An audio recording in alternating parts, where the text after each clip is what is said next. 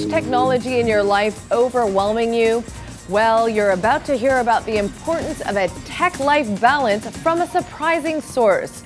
Randi Zuckerberg, sister of Facebook founder Mark Zuckerberg, just released her new book, Complicated. On a recent trip to her home in Silicon Valley, she told me about the importance of unplugging from our hyper-connected lives. Hey, welcome. Thank you. Nice to see you. Lovely house.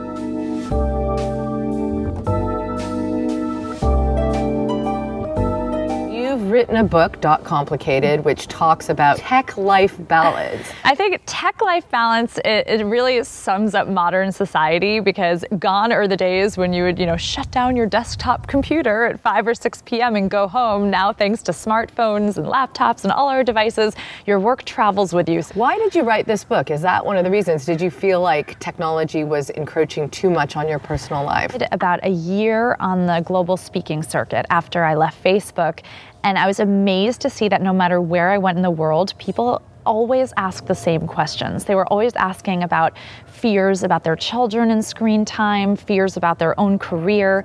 So I started creating a little newsletter on the side that I called Complicated, and it took off so quickly that I decided it might be fun to turn it into a book. Given that your history with Facebook, the fact that your brother founded Facebook, it does occur to you that, oh wait, is she saying we're online too much? Is that a little bit odd?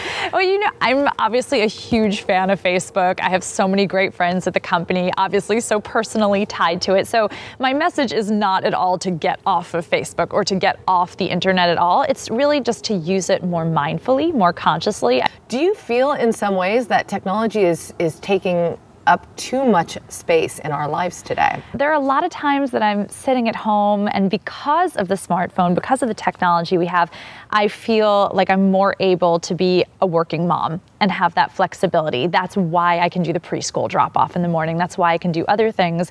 But at the same time, there are definitely moments where I feel like I feel pressure to respond to emails all the time, or feel pressure to work late into the night, that the level of communication that's coming in is almost too much for any of us to handle. You talked to me a little bit about why the idea came to you to write Complicated, but as you wrote it, since you've written it, what was the biggest takeaway for you? I mean, was there anything that surprised you? It used to be that you could be someone at work and then you can go home and be someone totally different with your family and friends. But thanks to social media, thanks to the fact that our colleagues are our friends, that our family sees our business, you now really get one identity online. And I talk a lot about in the book and what I think that means and what we need to be careful of. It's okay if your colleagues know that you listen to Radiohead and you love to go hiking on the weekends and you have a 3-year-old son that you love. It's okay that they know those things about you. It's also okay that your family knows more about what's going on in your work life. How much is too much to post online? Especially because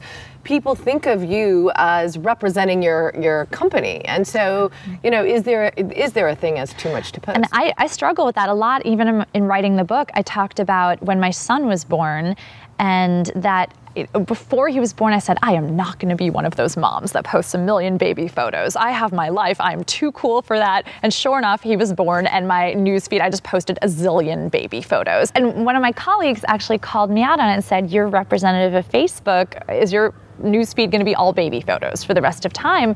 And I felt really conflicted, because on one hand, I was on my maternity leave. My Facebook is my Facebook. It's my right to post whatever I want. That was representative of where I was in my life. But on the other hand, I did have to be cognizant that not everyone who was connected to me on Facebook was connected to see my baby photos. They were connected to hear thoughts on social media and other things. So I think the modern professional has a lot of new hurdles and challenges to think about in terms of your public-private communication to the world. Great. Thanks very much, Randi Zuckerberg. Good to see you.